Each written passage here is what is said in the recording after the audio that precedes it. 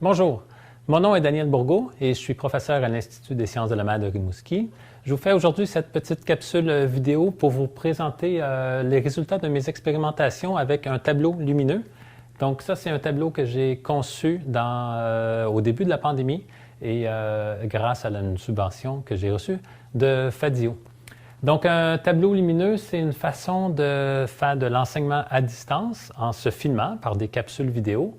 Mais au lieu de se filmer de façon conventionnelle à travailler sur un tableau blanc, disons, et à tourner le dos à l'assistance, le tableau lumineux permet d'enseigner tout en restant face à la caméra, puis en pouvant écrire directement sur la vitre. Donc, qu'est-ce qu'un tableau lumineux? Essentiellement, c'est une vitre qui est illuminée de l'intérieur, et vous allez voir dans un instant, cette illumination-là de la vitre à l'intérieur donne beaucoup de brillance et d'éclat à l'écriture. Les tableaux lumineux existent depuis un certain temps. Ça a été développé d'ailleurs aux États-Unis, je crois, dans les années 2015. C'était quand même assez peu connu jusqu'à l'arrivée de la pandémie où on a été, beaucoup d'entre nous, forcés d'enseigner à distance et de développer différentes façons de faire. Moi, j'avais vu en ligne déjà, quelques années auparavant, ça m'avait déjà intrigué de voir des professeurs qui enseignaient comme ça par capsule vidéo. Et ça m'avait beaucoup intrigué et lorsqu'est arrivée la pandémie, j'ai voulu tester la méthode. Et ça s'est avéré être une excellente méthode. En fait, j'ai eu de très bons commentaires de la classe en retour. Donc, mon tout premier prototype, et je l'ai conçu en mars 2020, donc au tout début de la pandémie, quand tout a fermé. Il me restait évidemment de l'enseignement à faire et je me suis débrouillé un peu avec les moyens du bord en achetant chez Rona un plexiglas, puis en patentant, si vous permettez l'expression, un petit système initialement vraiment très, très prototypaire avec lequel j'ai enseigné quelques cours et ça s'est avéré être quand même passablement concluant.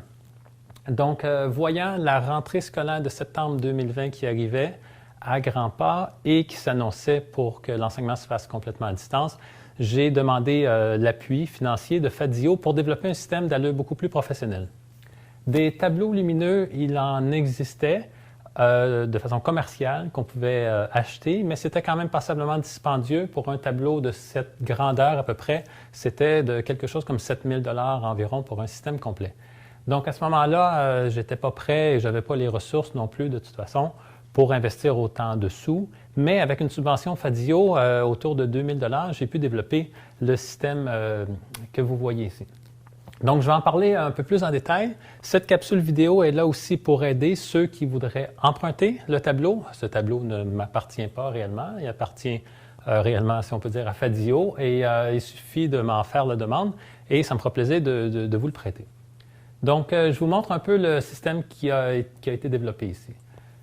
Donc, le tableau lumineux, on ne voit pas encore l'éclairage, je vais vous le montrer dans un instant, mais c'est essentiellement une fenêtre d'une certaine dimension. Ici, la dimension est faite de sorte que le tableau est portable. On peut le transporter assez aisément d'une pièce à l'autre ou de la maison à votre institut d'enseignement. Le tableau est monté sur une table sur roulette pour le déplacement. Vous allez voir dans un instant, la table aussi est de hauteur ajustable. La vitre ici, j'ai choisi un verre de 8 mm d'épaisseur, donc c'est passablement épais.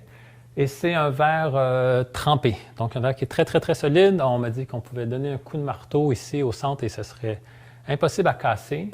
Si jamais ce type de vitre venait qu'à casser, c'est la même qualité de verre trempé qu'un pare-brise de voiture et ça s'éclate en tout petits morceaux et non pas en des grandes lames qui peuvent être très coupantes. Donc, côté sécuritaire, c'est une vitre extrêmement solide et, bon, si jamais elle cassait, les risques seraient quand même minimes. J'ai fait concevoir, j'ai conçu avec une firme à Rimouski de soudure, Multi-Soudure BSL, qui m'ont assisté dans le design d'un support pour tenir la grande vitre ici. Je voulais un support qui était le plus léger possible, donc on est allé avec de l'aluminium. Puis voici en gros un support quand même passablement simple qui a été fait pour monter la vitre. Et pour tenir la vitre ici, c'est Vitrerie Morin de qui j'ai acheté la vitre, qui ont eu l'idée brillante d'utiliser des attaches comme on retrouve sur les balustrades. Vous voyez, des fois, il y a des balustrades faites en verre et c'est tenu par ce type d'attache ici qui est conçu pour ça. Donc, c'est très solide et c'est aussi facile à enlever s'il fallait démonter le système. Pour l'illumination, les tableaux lumineux de type professionnel qu'on peut acheter de façon commerciale, ils sont illuminés sur les 4 côtés. Dans mes premières expérimentations, je suis allé ici avec une illumination que sur le dessus. Donc, l'illumination est donnée par une bande de DEL et qui sont insérées à l'intérieur d'un rail, ici. Les DEL que j'ai achetés, c'est des DEL de haute densité, forte luminosité, puis il y a une grande densité, beaucoup de petits DEL à l'intérieur. C'est de beaucoup plus haute qualité que les DEL qu'on peut retrouver, par exemple, chez Rona. J'ai fait affaire avec un magasin spécialisé à Montréal, je crois que ça s'appelle LED Montréal, pour acheter ce type de DEL qu'on achète en rouleau et qu'on peut même couper à certains endroits pour avoir la bonne grandeur. Donc, on peut les coller. C'est un fil qui se autocollant directement, qu'on colle dans le fond que j'ai collé, là, dans le fond du rail. Puis, ce que je fais, c'est simplement venir l'insérer sur le dessus ici. Vous allez voir pourquoi je ne l'ai pas installé en permanence, parce qu'il faut nettoyer la vitre, évidemment, avec du produit. Puis, mon système est plus un type prototype. Ce n'est pas scellé correctement, donc j'ai fait mon rail pour aisément le mettre et l'enlever pour pouvoir nettoyer la vitre. Et donc, lorsque j'illumine en connectant ici, voilà l'illumination intérieure de la vitre qui agit un peu comme une fibre optique. La lumière est un peu capturée, est prisonnière de la vitre. Puis ça fait une belle illumination sur laquelle les stylos vont pouvoir bien ressortir. Là, pour cette capsule vidéo, je ne suis pas installé convenablement dans un réel studio. J'ai dû prendre une salle de classe à l'ISMER. L'éclairage n'est vraiment pas optimal, mais ça va vous donner une certaine idée. Puis au montage vidéo, je vais montrer des exemples où c'est beaucoup plus convaincant peut-être. Donc, je vais faire le tour du tableau ici. Donc, c'est une table ajustable ici, comme je disais. On peut l'ajuster pour des personnes un peu plus petites ou pour moi, un peu plus grand. La monter, disons, ainsi. Donc, quand on travaille sur un tableau lumineux, on a notre caméra devant, qui est bien cadrée, bien droite. On s'adresse à la caméra, puis on écrit de façon tout à fait naturelle. Si on est droitier, on écrit de la main droite, dans le sens conventionnel. Évidemment, l'écriture va paraître à l'envers à la caméra, mais il suffit après ça, au montage vidéo, de faire un retournement horizontal. Tous les logiciels de montage vidéo ont cette faculté, cette capacité. Et c'est très simple, et à ce moment-là, le texte apparaît à l'endroit. La seule incongruité, c'est qu'on dirait que la personne qui écrit, une personne qui serait droitier, une personne droitière, comme je le suis, ça donne l'impression que la personne écrit de la main gauche. Et ça donne l'impression que la personne écrit à l'envers aussi. Mais ce n'est pas une réelle distraction, on s'y habitue vite, puis c'est très, très fluide. L'enseignement n'en souffre pas. Donc, aussi, ce qui est important, c'est d'utiliser des crayons, des stylos, là, Expo Néon. Les néons ont une beaucoup plus grande luminosité que les stylos Expo, de marque Expo, pour tableau blanc conventionnel. Donc, on écrit, disons, de façon tout à fait conventionnelle. Disons que j'écris une équation ici. AX2 plus BX plus C égale 0. Et je veux illustrer avec une autre couleur que ça, c'est l'équation, disons, d'une parabole. L'axe des X ici, l'axe des Y. Je peux prendre encore une autre couleur pour faire un graphique du genre. Et donc, évidemment, on peut remplir le tableau, écrire, faire des graphiques tout en gardant le contact directement avec la caméra.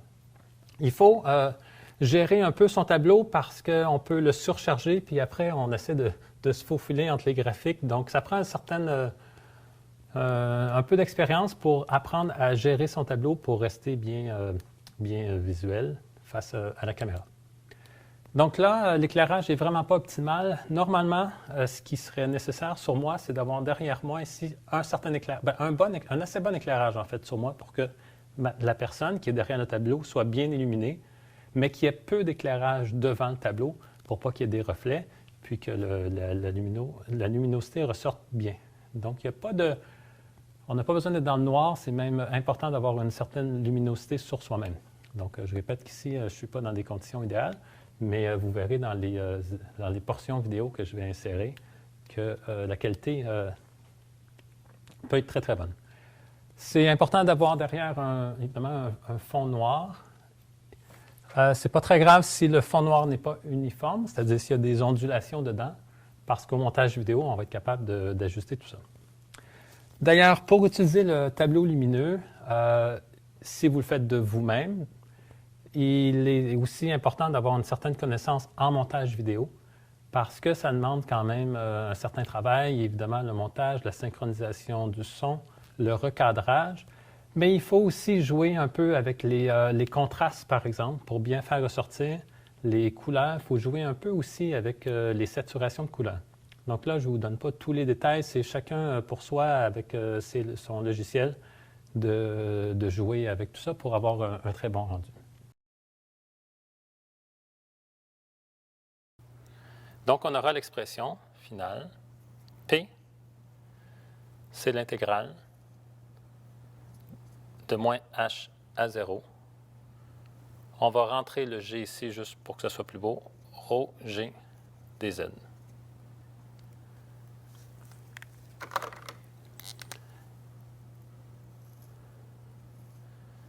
Et voilà donc l'expression générale de la pression hydrostatique dans un milieu non uniforme.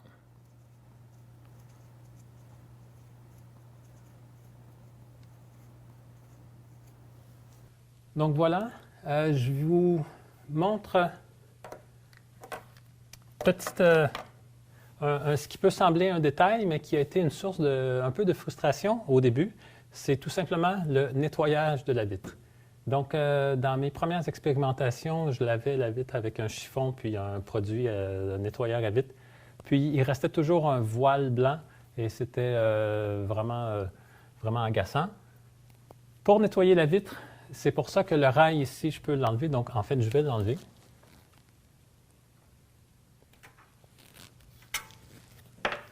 Je vais le mettre de côté ici. Alors, pour laver la vitre, pour pas qu'il reste un voile blanc agaçant, j'utilise un nettoyeur à vitre de type Bon-Ami ici, une sorte de mousse. Et ce qui est très important, c'est d'utiliser un grattoir, communément appelé un squeegee. Donc, vous mettez passablement de mousse. Et là, ce qui est important, c'est avec un chiffon, c'est pas d'enlever la mousse, c'est tout simplement de dissoudre en quelque sorte le lettrage qu'il y avait à travers la mousse. Bon, il n'y avait pas de lettrage ici, je vais aller un peu plus vite ici. Et puis après,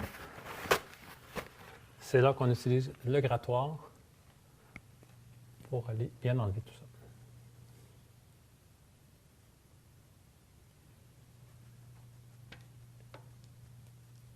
Alors, ça semble un détail, mais avant que je découvre que c'est ce qu'il fallait faire, je passais un temps très long à nettoyer la vitre et j'étais toujours déçu. Il reste toujours un voile blanc. Si vous mettez uniquement le produit Bon-Ami, vous frottez, vous allez voir, il reste un voile et c'est très agaçant.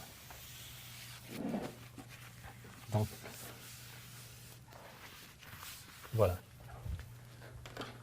Le tableau que j'ai développé ici a coûté en tout, avec la table, autour de 2500 $. Il faut penser juste une table comme ça vaut 600 $. Le verre, c'est 400 quelques dollars que ça a coûté. Les LED, bon, tout ça mis ensemble, taxes comprises, on parle d'environ 2500 $.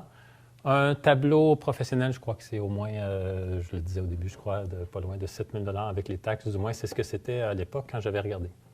Donc, on a un système ici prototypaire, mais qui fonctionne quand même bien, qui donne une qualité professionnelle en faisant les bons ajustements vidéo.